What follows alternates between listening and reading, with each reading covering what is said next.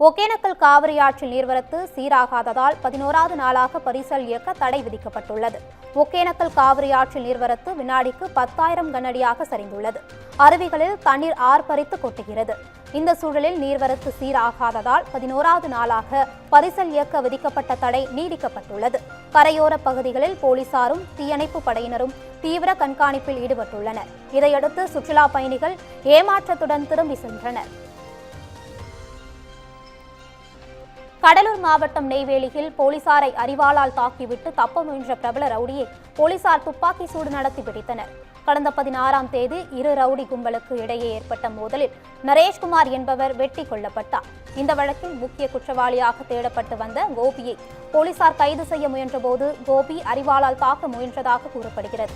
இதையடுத்து தற்காப்பிற்காக போலீசார் துப்பாக்கி சூடு நடத்தியதில் கோபியின் காலில் குண்டு பாய்ந்தது. அவரை மீட்ட போலீசார் சிகிச்சைக்காக மருத்துவமனையில் அனுமதித்தனர். நரேஷ்குமார் கொலை வழக்கில் கோபி உள்ளிட்ட 17 பேர் மீது வழக்கு பதிவு செய்யப்பட்ட நிலையில் 14 பேர் கைது செய்யப்பட்டனர்.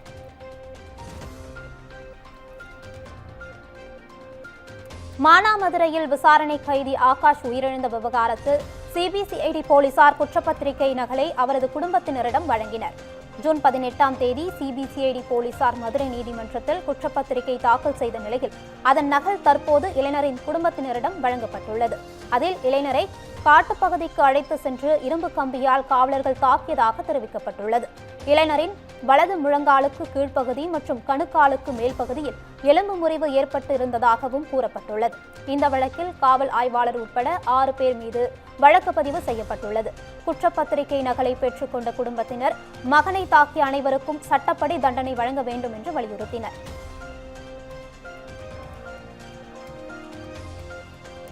சென்னை தாம்பரம் அருகே ஏடிஎம் மையத்தில் 9 லட்சம் ரூபாய் திருடு போன நிலையில் கொள்ளையர்களை பிடிக்க 5 தனிப்படை அமைக்கப்பட்டுள்ளன. சென்னை தாம்பரம் அருகே சோமங்கலத்தில் ஏடிஎம் இயந்திரத்தை வெல்டிங் மிஷின் மூலம் உடைத்து 9 லட்சம் ரூபாய் கொள்ளையடிக்கப்பட்டது. தகவல் அறிந்து வந்த போலீசார் விசாரித்த போது எச்சரிக்கை அலாரம் ஒலிக்கும் இணைப்பை துண்டித்துவிட்டு கொள்ளையர்கள் பணத்தை திருடி சென்றது தெரியவந்தது. தொடர்ந்து அப்பகுதியில் உள்ள சிசிடிவி கேமரா காட்சிகளை போலீசார் ஆய்வு செய்த நிலையில் கொள்ளையர்களை பிடிக்க 5 தனிப்படைகள் அமைக்கப்பட்டுள்ளன. குமுதம் செய்தி நிறுவனத்தில் ஓணம் பண்டிகை சிறப்பாக கொண்டாடப்பட்டது. அலுவலகத்தில் வண்ண மலர்கள் கொண்டு அத்தப்பூ கோலமிட்டு விளக்கேற்றப்பட்டது.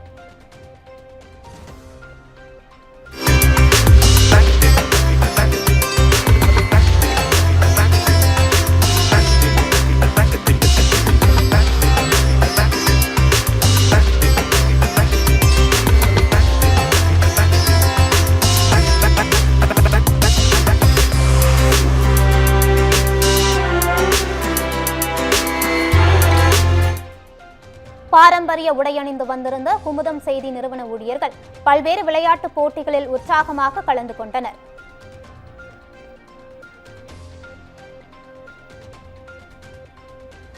பின்னர் ஊழியர்கள் அனைவரும் ஒன்றாக நடனமாடி மகிழ்ந்தனர்.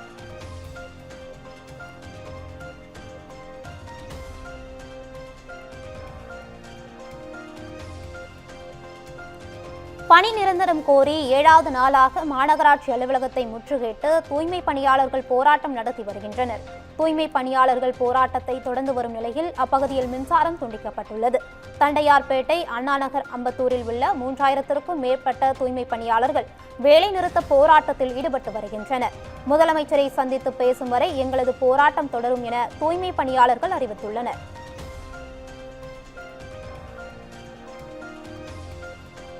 தேர்தல் வழக்குகளில் முதலமைச்சர் விஜய் பதிலளிக்காவிட்டால் 50,000 ரூபாய் அபராதம் விதிக்கப்படும் என சென்னை உயர்நீதிமன்றம் எச்சரிக்கை விடுத்துள்ளது. வழக்குகளை நிராகரிக்க கோரி மனு தாக்கல் செய்யவும் அதற்கு 2 வாரங்கள் அவகாசம் வழங்க வேண்டும் என்றும் முதலமைச்சர் விஜய் தரப்பில் அவகாசம் கேட்கப்பட்டது. இதேபோல ஆதவர்ஜுனா தரப்பிலும் கோரப்பட்டது. இதனை ஏற்க மறுத்த உயர்நீதிமன்றம் வருகிற 27ஆம் தேதி வரை அவகாசம் வழங்குவதாகவும் அதற்குள் பதில் மனு தாக்கல் செய்யாவிட்டால் 50,000 ரூபாய் அபராதம் விதிக்கப்படும் என்றும் எச்சரித்தது. எதிர்க்கட்சித் தலைவர் உதயநிதி ஸ்டாலின் மீது நடவடிக்கை எடுக்க மாநில மகளிர் ஆணையத்திற்கு தேசிய மகளிர் ஆணையம் பரிந்துரைத்துள்ளது. தஞ்சையில் ஆர்ப்பாட்டத்தின் போது மகளிர் குறித்து அவதூறாக பேசியதாக உதயநிதி ஸ்டாலின் மீது தாவேக வழக்கறிஞர் ஆதித்ய சோழன் கடந்த 4ஆம் தேதி தேசிய மகளிர் ஆணையத்தில் புகார் அளித்திருந்தார். உதயநிதி ஸ்டாலின் பேசியது த்ரிஷா பாதிக்கப்பட்டுள்ளதாகவும் அந்த புகாரில் தாவேக வழக்கறிஞர் கூறியிருந்தார். இந்த நிலையில் தற்போது எதிர்க்கட்சித் தலைவர் உதயநிதி ஸ்டாலின் மீது நடவடிக்கை எடுக்க மாநில மகளிர் ஆணையத்திற்கு தேசிய மகளிர் ஆணையம் பரிந்துரைத்துள்ளது.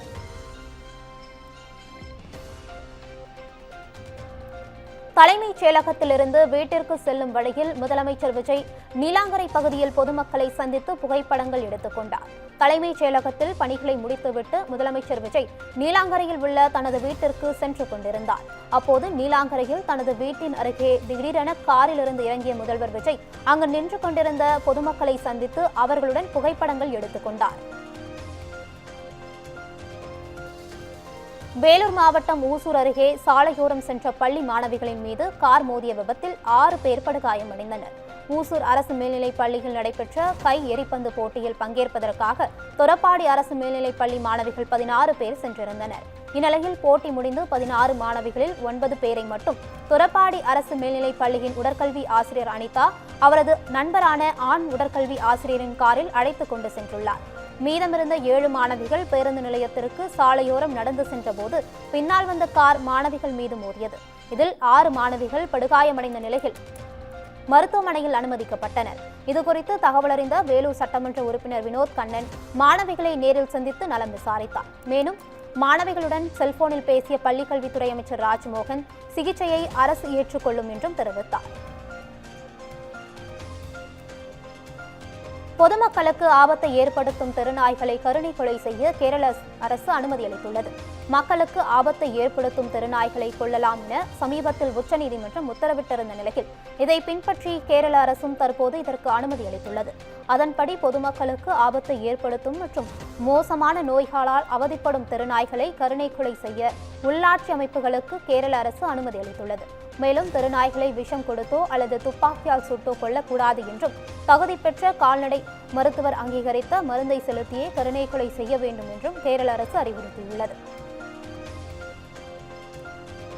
கோவை மாவட்டம் ஆனைமலை புலிகள் காப்பகம் வனப்பகுதிக்குள் காணாமல் போன 3 பள்ளி சிறுவர்கள் சேத்துமடை வன சோதனை சாவடிக்கு வந்தடைந்தனர். டாப் ஸ்லிப் பகுதியில் இயங்கி வரும் உண்டு உறைவிட அரசு பள்ளியில் பயிலும் 3 சிறுவர்கள் காலையில் பள்ளிக்கு பின்புறம் உள்ள வனப்பகுதியில் குளிக்க சென்றபோது மாயமாகியுள்ளனர். இதையறிந்த வனத்துறையினர் அளித்த புகாரின் பேரில் போலீசார் மற்றும் வனத்துறையினர் இணைந்து 3 சிறுவர்களையும் தேடி வந்தனர். இந்நிலையில் வனப்பகுதிக்குள் காணாமல் போன 3 சிறுவர்களும் சேத்துமடை வனத்துறை சோதனை சாவடிக்கு வந்து சேர்ந்த நிலையில் போலீசார் அவர்களிடம் தொடர் விசாரணையில் ஈடுபட்டுள்ளனர்.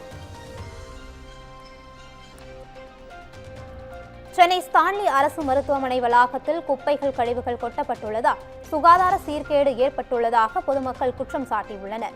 வண்ணாரப்பேட்டை பகுதியில் உள்ள அரசு ஸ்டான்லி மருத்துவமனை வளாகத்திற்குள் உள்ள பிணவரைக்கு அருகே மருத்துவமனையில் பயன்படுத்தப்பட்ட மருத்துவ கழிவுகள் மற்றும் குப்பைகள் கொட்டப்பட்டுள்ளது.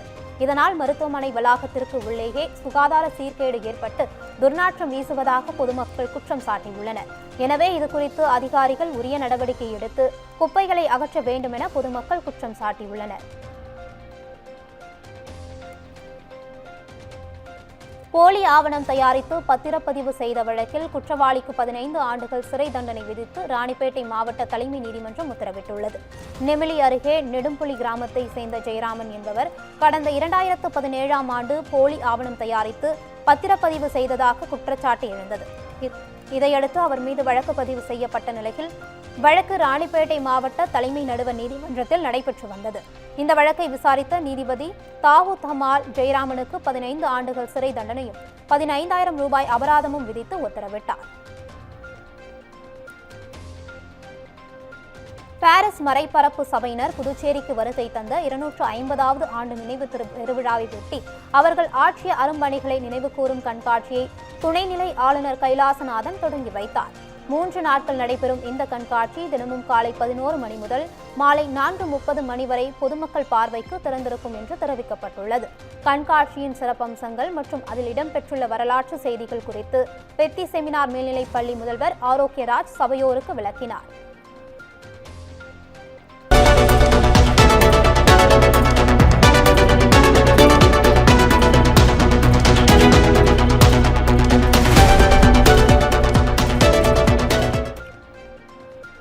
தெலுங்கானா மாநிலம் சூரியபேட் மாவட்டம் அருகே நிகழ்ந்த சாலை விபத்தில் 6 பேர் உயிரிழந்தனர். ஹைதராபாத்திலிருந்து பயணிகளை ஏற்றிக்கொண்டு விஜயவாடா நோக்கி சென்ற தனியார் ஆம்னி பேருந்து கோரகுண்டா அருகே முன்னால் சென்று கொண்டிருந்த லாரி மீது எதிர்பாராத விதமாக மோதியது. இந்த விபத்தில் பேருந்தின் முன்பகுதி பலத்த சேதமடைந்தது. இந்த விபத்தில் பேருந்தில் பயணித்த 6 பேர் சம்பவ இடத்திலேயே உயிரிழந்த நிலையில் 11 பேர் படுகாயமடைந்தனர். தகவல் அறிந்து சென்ற போலீசார் காயமடைந்தவர்களை மீட்டு அருகில் உள்ள மருத்துவமனைகள் சிகிச்சைக்காக அனுமதித்தனர். இதுகுறித்து வழக்கு பதிவு செய்த போலீசார் விபத்திற்கான காரணம் குறித்து விசாரணை நடத்தி வருகின்றனர். கேரள மாநிலம் வயநாட்டில் ஓணம் பண்டிகையை முன்னிட்டு உருவாக்கப்பட்ட பிரம்மாண்ட அத்தப்பூ கோலம் பொதுமக்களை வெகுவாக கவர்ந்தது. கேரளாவின் பாரம்பரியமும் கலாச்சாரமும் இணைந்த ஓணம் திருவிழா மாநிலம் முழுவதும் உற்சாகமாக கொண்டாடப்பட்டு வரும் நிலையில் வயநாட்டிலும் ஓணம் கொண்டாட்டங்கள் களை கட்டியுள்ளன. இதன் முக்கிய நிகழ்வாக வயநாடு கல்பெட்டா பகுதியில் பிரம்மாண்டமான அத்தப்பூ கோலம் அமைக்கப்பட்டுள்ளது. பல்வேறு வண்ண மலர்களை கொண்ட இந்த பிரம்மாண்ட பூக்கோளம் கேரளாவின் பாரம்பரியத்தையும் வயநாட்டின் தனித்துவமான கலாச்சாரத்தையும் பிரதிபலிக்கும் வகையில் அமைந்துள்ளது.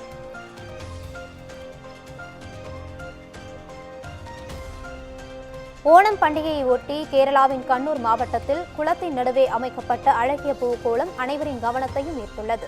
ஓணம் பண்டிகையை ஒட்டி வழக்கமாக வீடுகளின் வாசல் மற்றும் பொது இடங்களில் பூக்கோளம் அமைக்கப்படுவது வழக்கம்.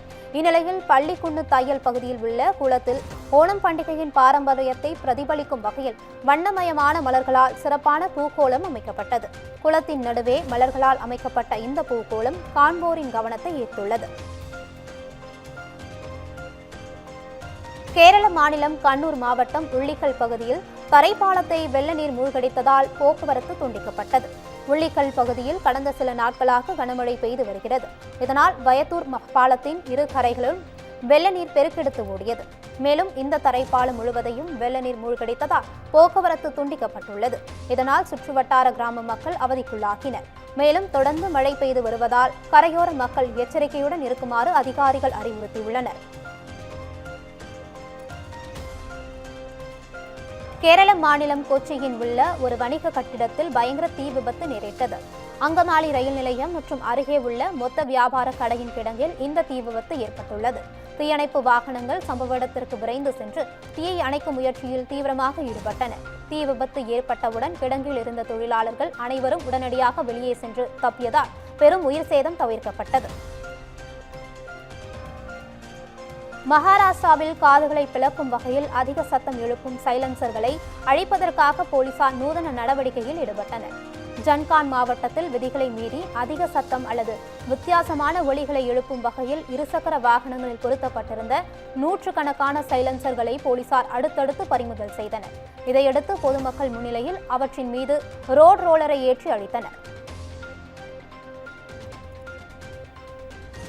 மத்திய பிரதேசம் மாநிலம் குவாலியரில் லிப்ஸ்டிக் முத்தங்களை காரில் பதித்த இளைஞரை பிடித்த போலீசார் அவரை வைத்தே அவற்றை அழித்தனர்.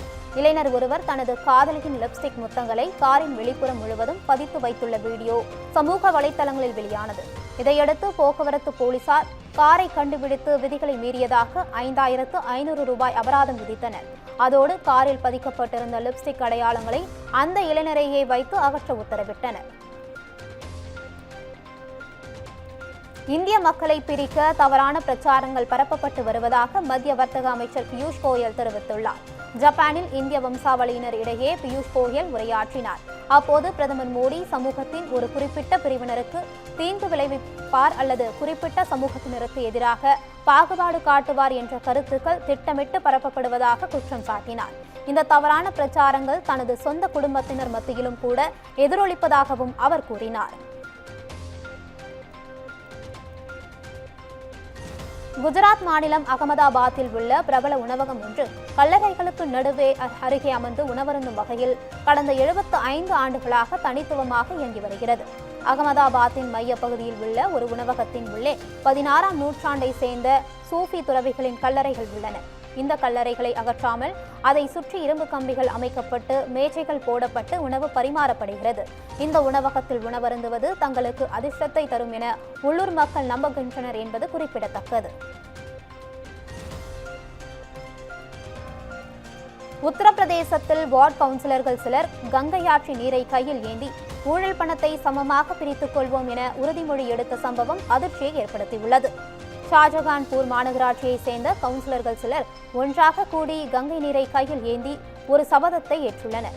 அது மாநகராட்சி மூலம் கிடைக்கும் அனைத்து வருமானம் மற்றும் லஞ்ச பணத்தை அனைவரும் சமமாக பிரித்துக் கொள்வோம் என்று உறுதிமொழி ஏற்றுள்ளனர். இது குறித்த வீடியோ காட்சிகள் வெளியாகி பொதுமக்களிடையே அதிர்ச்சியை ஏற்படுத்தியுள்ளது.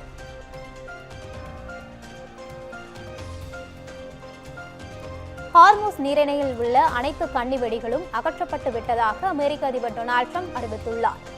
உலக நாடுகளின் கச்சா எண்ணெய் போக்குவரத்திற்கு முக்கிய வழித்தடமாக உள்ள ஹார்முஸ் நீரிணை போர் காரணமாக முடங்கியுள்ளது. இங்கு போக்குவரத்து தடை விதித்த ஈரான் கன்னிவெடிகளையும் வைத்தது. இந்த நிலையில் அனைத்து கன்னிவெடிகளும் அகற்றப்பட்டு விட்டதாக அறிவித்துள்ள அமெரிக்க அதிபர் ட்ரம்ப் புதிதாக கன்னிவெடி வைக்கும் ஈரான் கப்பல்கள் உடனடியாக திட்டமிட்டு அழிக்கப்படும் என்று எச்சரித்துள்ளார்.